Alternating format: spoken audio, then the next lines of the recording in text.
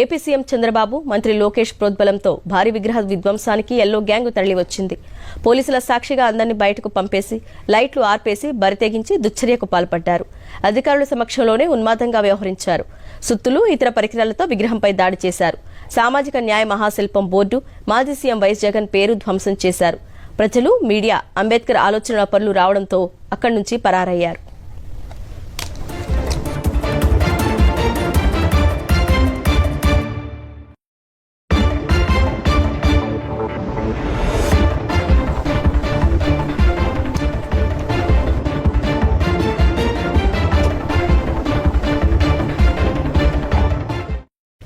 సామాజిక అభ్యున్నతి ద్వారానే దళిత వర్గాల తలరాత మారుతుందని రాజ్యాంగ నిర్మాత డాక్టర్ బాబాసాహెబ్ అంబేద్కర్ నినదించి గురువారం నాటికి సరిగ్గా 95 ఏళ్లు.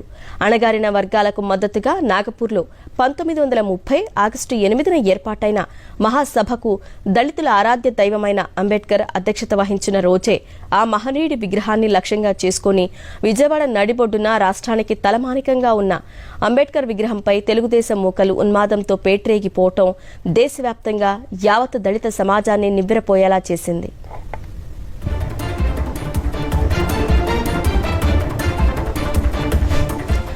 స్వయంగా ప్రభుత్వమే పూనుకొని రాజ్యాంగ నిర్మాతపై దాడికి ప్రేరేపించడం దేశ చరిత్రలో కనీ విని ఎరుగని దారుణం.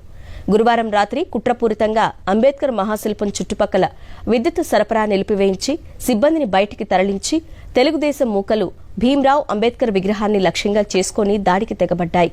రాజ్యాంగాన్ని పరిరక్షించాల్సిన కొందరు అధికారులు పోలీసుల సమక్షంలో ఈ సామాజిక న్యాయ మహాశిల్పాన్ని ధ్వంసం చేసేందుకు బరితెగించారు.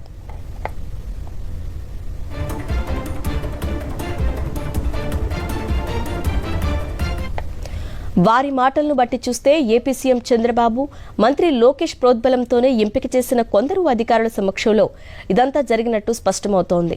నిజానికి గత సీఎం వైఎస్ జగన్ దీనిపై ప్రత్యేక శ్రద్ధ పెట్టి 404.35 కోట్ల రూపాయలతో అంబేద్కర్ విగ్రహాన్ని అత్యద్భుతంగా తీర్చిదిద్దారు.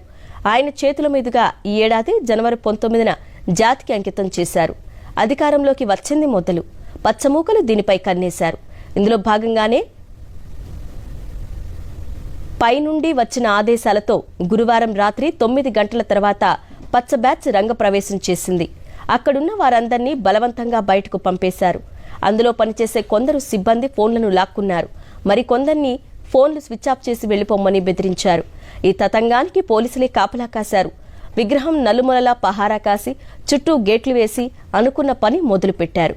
అధికారుల పర్యవేక్షణలోనే ఈ దారుణానికి తెగబడ్డారు. ఇంతలో ఈ సమాచారం బయటకు పొక్కింది.